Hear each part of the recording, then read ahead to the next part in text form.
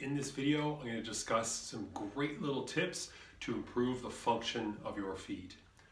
A very dramatic thing to say is your foot is the first point of contact on the earth. So we really need to be able to understand what is underneath us. Our feet have 33 joints.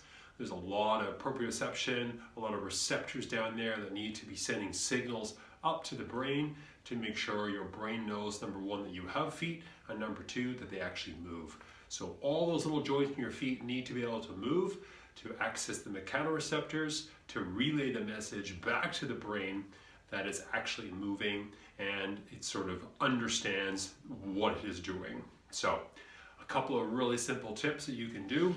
The first one, you get some really expensive bouncy balls from the dollar store. If you don't have a bouncy ball from the dollar store and you have some stuff around the house, golf balls will work.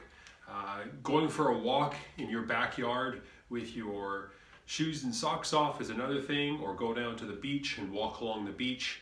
Hopefully it's a rocky beach, essentially forcing some movement into the feet. Now at first this may really bother your feet, but after a while it's actually going to be an enjoyable feeling. The number one rule with neurotherapy is not to feel pain, but there could be one exception, and that could be maybe creating some sensory awareness by doing exactly this. So I just have the bouncy balls on the ground. I'm imagining I'm sitting at my desk and my feet are just on top of those balls. Now when it comes to rolling, there's a misconception there that you need to do these big rolls, let's say the foot or even a foam roller, the entire calf or hamstring or quad or whatever. But really the best thing you could do is maybe just do short, small rolls. Move the entire roller and then do another section, okay? Now when it comes to the feet, just your feet and the weight of your legs and feet on the balls is enough to create what we're trying to accomplish, which is kind of forcing a little bit of the mobility of the foot to improve. But you know, every 10, 20, 30 seconds, you could just move your feet a couple of millimeters. Essentially, you're just moving that ball into new spots on the foot, underneath the foot. Now, if you're at your computer doing some work, then this is essentially a passive way to improve mobility. You're doing work, blah, blah, blah, blah, blah, but you're just moving your foot every once in a while with those balls under there, or golf balls.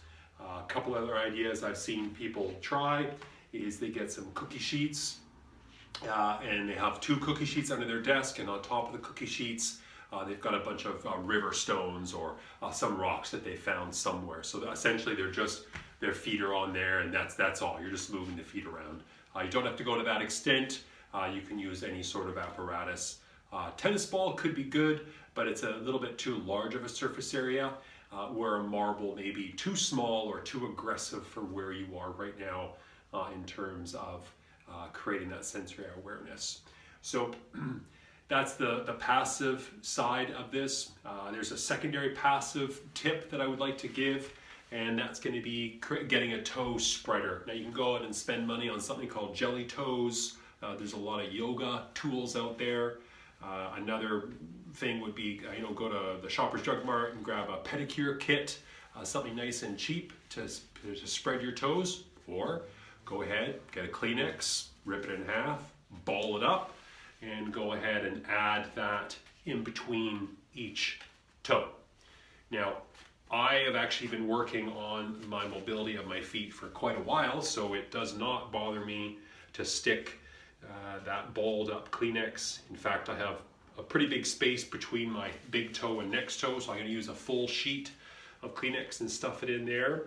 And now, in terms of a passive drill, I just have the toes spread with the tissue, and just that in itself is doing what I want to do. So fire the spreaders in there, hang out for an hour, whatever, 10, 20 minutes is fine. Do what's comfortable. You could even have the spreaders and your foot on the ball. If you're going to spend an hour or two at the computer, whatever's comfortable. Okay, the concept is don't create too much stress. Specifically, don't jam big things in between your toes and expect it to get better faster if they are larger objects. you know, like even the balls, that could be too much for most people. Hey, I got 2 in there, but 2's maybe not really what I want to do. So a more of an active application, easily done under your desk, could be some toe isometrics. So what does that mean? First of all, I want to learn how to spread my toes all the way apart. So opening up my toes, and then I'm going to perform a drill called a toe lift off. So the first one is going to be my big toes coming up as the rest of my toes are pushing down. So just my big toes are lifting off, and then conversely down for the big toes, and all the other toes come off. So my big toes are pushing, my other toes are pushing up.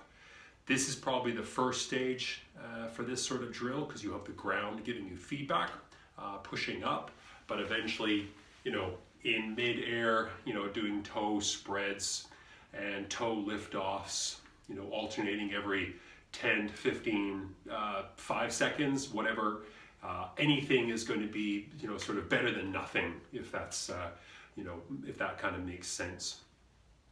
So we have those 4 really simple concepts. We have having a ball underneath the feet. We have the spreading of the toes passively. We have the spreading of the toes actively, whether on the ground or in the air. And then we have the toe lift-offs on the ground, all the toes, or just the big toe, or of course in the air, back and forth. Okay? Obviously, some things you want to think about is try to stay relaxed. We don't need to use our shoulders for this. We don't need to hold our breath, or, you know, use you know, grate our teeth or stuff like that. Just try to stay nice and relaxed. In the passive format, you can think about whatever you want while you're doing your work, but actively training our feet, we want to get right into the feet. So you can do some visualization with your eyes closed, or you can just think about what's happening.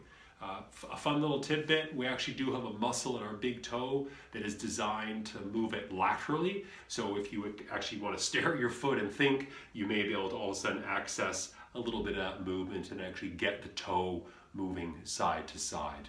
Okay. If you are at a beach and it's really rocky, go ahead, take your socks and shoes off, go for a walk. Guarantee almost anyone after a couple weeks of daily walking on rocks, or you know, a Zen garden type of a concept, you should feel better completely all over your body, besides having improved mobility of your feet. So go ahead, have some fun with these bonus tips and tricks for the feet and toes.